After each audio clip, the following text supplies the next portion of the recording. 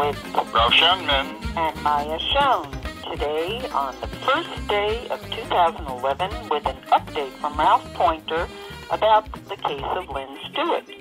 And we have very good news. Ralph was able to see Lynne. He flew to Fort Worth, and he visited Lynne a couple of times. Ralph.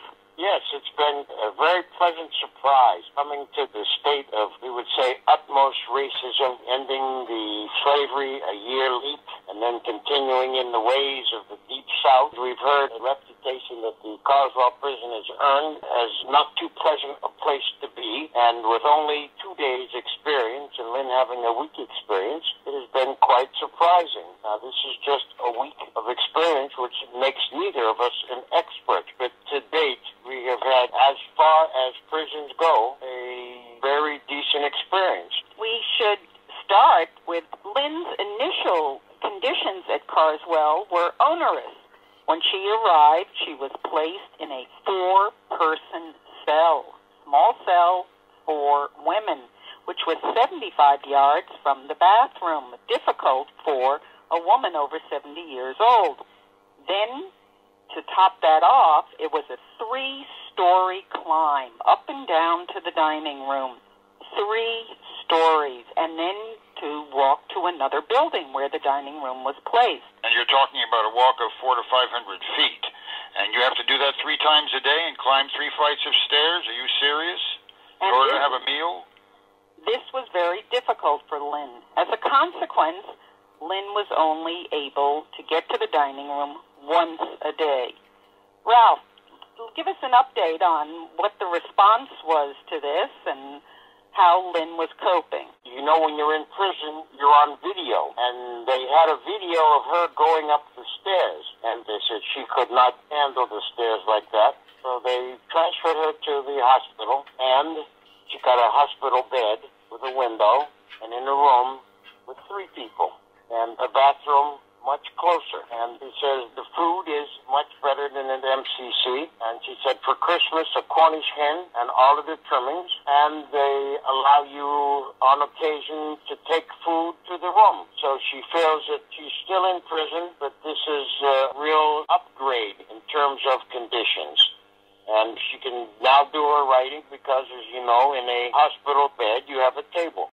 But she's frightened of one thing. Although it was almost draconian, it was helping her lose weight. She's afraid she'll gain all the weight back that she had lost. But we had 2 days of visiting from 11:30 to 3 yesterday, and from 9 to 3 today. We got much covered. We got legal work. We discussed the political situation. We had much time to do the personal situation, and she was saying it is almost unbelievable from being totally cut off when she went to prison and suffering that shock of being removed from political contact, which we had daily, to a situation where we're just very difficult, and now to have this back-to-back conversation, it's a turnaround. She is still in jail. It's outrageous that she is in jail, but we know the situation outside is that they're putting the truth tellers in jail. Ralph, I think what we have to keep in mind is that Lynne is in a high-security prison at the whim of prison authorities who mean her harm.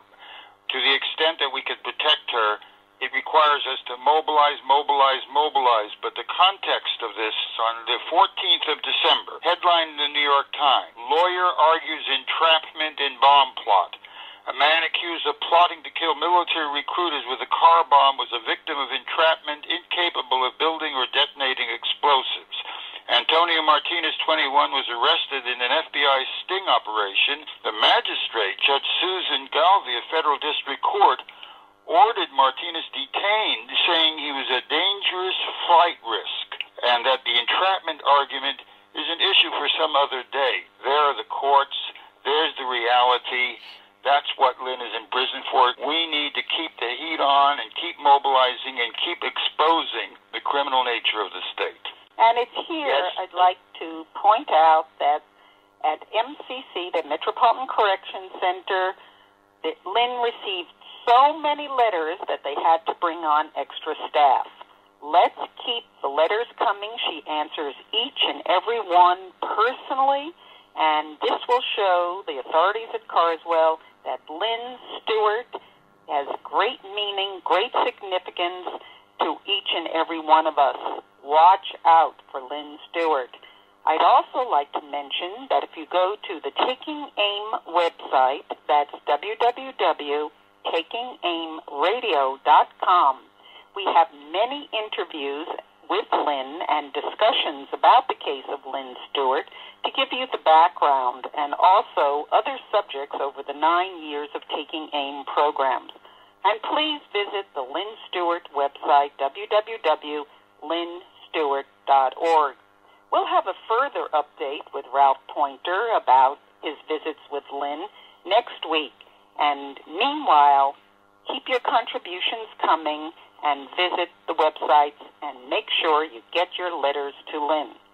This has been Ralph Schoenman and Mya Shone of Taking Aim. Thanks, Ralph Poynter, and we'll be with you again. Thank you.